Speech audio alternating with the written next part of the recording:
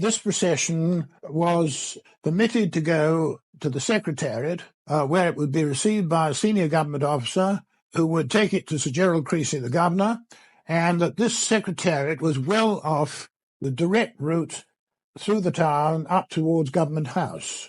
Saturday morning, February the 28th, in Accra, was significant. The trade boycott was to be lifted, and also the procession was due to start around 2 o'clock in the afternoon. I spent that morning in the town trying to sense the atmosphere, and it became apparent to me that there was an air of disappointment over the prices in the town of foodstuffs and imported goods, which everybody had hoped were going to be lowered, but they weren't lowered to the amount that had been hoped.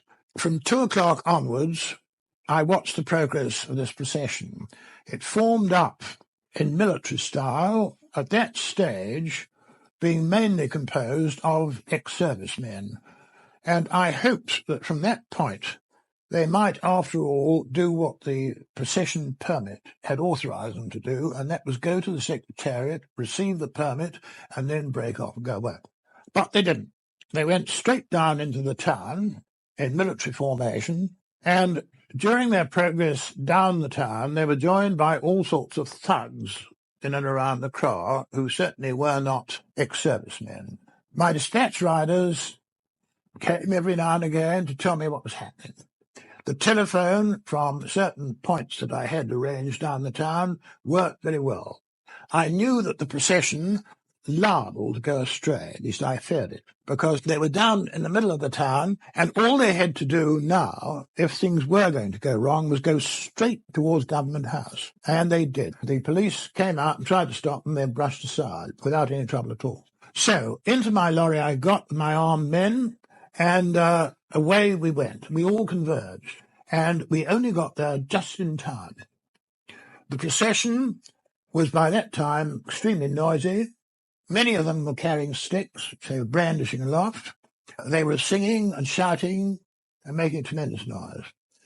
We got there just in time, and I deployed the men across the road.